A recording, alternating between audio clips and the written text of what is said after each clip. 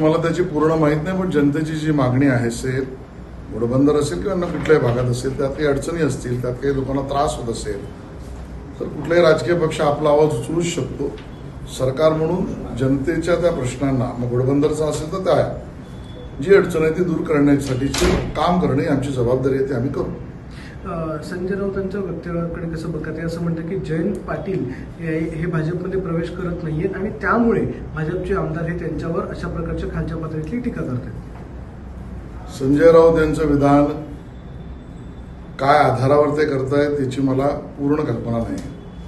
मी असंच म्हणेन, त्यांचं केवळ बुद्धिहरण नाही, बुद्धीचं वस्त्रहरण झालेलं आहे अशा मानसिक अवस्थेत संजय राऊत आहे. आणि म्हणून त्यांचाच आधार आणि तर्क घ्यायचा झाला तर एखाद्या व्यक्तीवर खालच्या पातळीवर किंवा टीका टोकाची केली तर तो व्यक्ती आपल्या पक्षात येत नाही ही जळफळाट आहे असं जर मानलं तर मग संजय राऊत रोज एकनाथ शिंदे यांच्यावर खालच्या पातळीवर किंवा विरोधात टीका का करतायत? याचा अर्थ जळफळाट त्यांची काय आहे? एकनाथ शिंदेनी घेतलेल्या निर्णयामुळेच आहे ना, ती सत्ताधारात नाहीये हे त्या ठिकाणी स्पष्ट होत आहे. आणि पडळकरांच्या वक्तव्यावर कालच मी म्हटलं की संयम हा महाराष्ट्राच्या राजकारणाचा पाया आहे आणि संयमाने संवेदनशील नेतृत्व उभारतं. सगळ्यांनीच याची काळजी घेतली पाहिजे, पडळकरांनी सुद्धा. इंदुरी चाट या संदीप देशपांडे यांच्या हॉटेलवरून त्यांना ट्रोल केले जाते. मला त्यांच्यावर प्रतिक्रिया द्यायचीच नाहीये, कारण हा विषय कुठला व्यक्तिगत नाहीये. पण आज जे बोलतायत तेच तोंडावर पडतायत म्हणून त्यांच्यावर मी प्रतिक्रिया न देता अख्ख्या त्या पक्षाचीच भूमिका अशी आहे, एका बाजूला सांगायचं अशा पद्धतीच्या दुकानांना किंवा दुकानावर मिळणाऱ्या गोष्टींना विरोध करायचा आहे, दुसऱ्या बाजूला तिथे जाऊन उद्घाटन करायचे.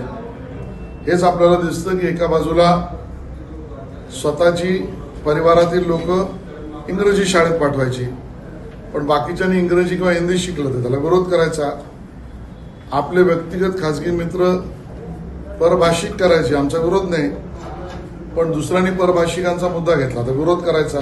या दुतोंडी भूमिका आहेत, त्या सर्व पक्षाच्याच तशा भूमिका आहेत. रोहित पवारांच्या संदर्भात आपल्याला काय वाटतं? मी त्याची माहिती पूर्ण घेतलेली नाही, पण मी आत्ता जसं म्हटलं, संयम हाच सुसंस्कृतपणा आणि महाराष्ट्राच्या राजकारणाचा पाया आहे.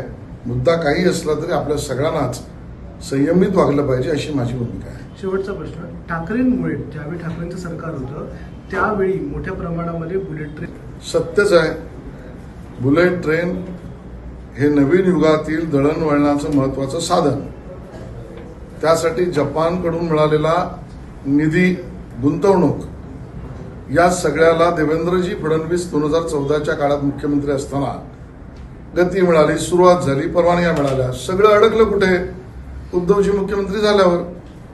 उद्धवजी मुख्यमंत्री झाल्यावर त्यातल्या परवानग्या नाही, अडकाटीपणा, या सगळ्या भूमिका घेतल्या. याचा अर्थ काय होतो? तर याचा अर्थ नवनवीन दळणवळणाच्या साधनाला उद्धवजींनी विरोध केला. याचा अर्थ असा होतो की विदेशातून येणाऱ्या गुंतवणुकीला हा उद्धवजींनी विरोध केला. याचा अर्थ असा होतो की या गुंतवणुकीमुळे, नवीन दळणवळणाच्या साहित्यामुळे, साधनामुळे ज्या काही रोजगार निर्मिती होणार आहे त्याला उद्धवजींनी विरोध केला. आणि म्हणून अशा विरोधातून आज सफल काय झालं तर या प्रोजेक्टवरचा डिले झाल्यामुळे एस्केलेशन, किंमत वाढली, याचा भुर्दंड मिळाला. उद्धवजी या सगळ्याचे दोषी आहेत.